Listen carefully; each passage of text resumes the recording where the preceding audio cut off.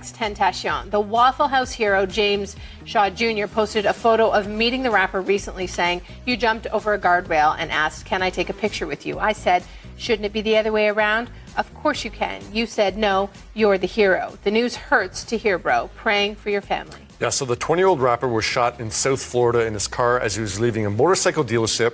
It does seem like it was a targeted shooting as two men approached XXX's car with masks and hoodies. It's possibly a robbery. Now, eyewitnesses says he wasn't moving after the shooting. He was pronounced dead at the hospital an hour later. Yeah, his death has created a lot of strong reaction on both sides because while he was an inspiration to some, including Kanye West, who tweeted yesterday, he had a very disturbing past. Yeah, so he was awaiting trial for domestic violence against his pregnant girlfriend. He had been accused of witness tampering in that upcoming trial.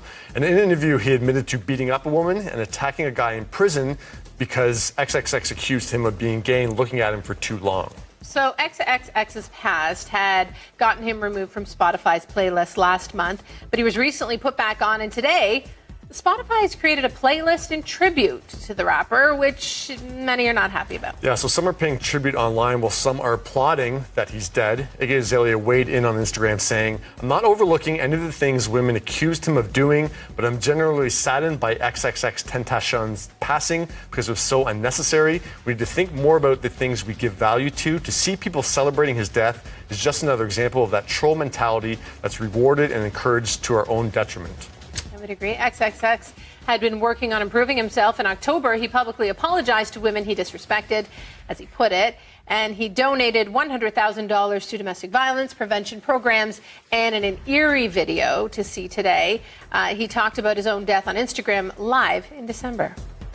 All right, let's say worst thing comes to worst, I die a tragic death or and I'm not able to see out my dreams. I at least want to know that the kids perceived my message and were able to make something of themselves and able to take my message and use it and turn it into something positive and to at least have a good life. I at least, if I'm gonna die or ever be a sacrifice, I want to make sure that my life made at least 5 million kids happy, or they found some sort of answers or resolve in my life, regardless of the negative around my name, regardless of the bad things people say to me. I don't give a because I know my goal in the end, and I know what I want for everyone, and I know what my message is.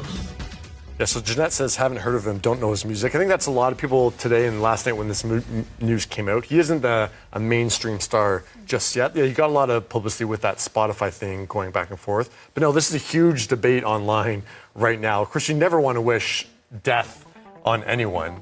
But yeah, there is an element. I found it a little troubling, some of the things that people were posting, making him a hero when he has such a troubled past. I know he's dealt with depression and anxiety, and people really look to him as a source of inspiration for that. But yeah, when you start to talk about hero, because he has admitted to this stuff, obviously he was awaiting trial for domestic violence, and it's a shame that justice isn't going to be served for him or the woman. But the reality is, in other interviews, he has talked about beating up a woman and beating up a man that he assumed was gay as well. So just talking about it doesn't make it better. You know, it doesn't make it better. It doesn't give people a right to troll someone who has just died. Yeah. That's just, it's a cheap shot. It's not right. You shouldn't do that.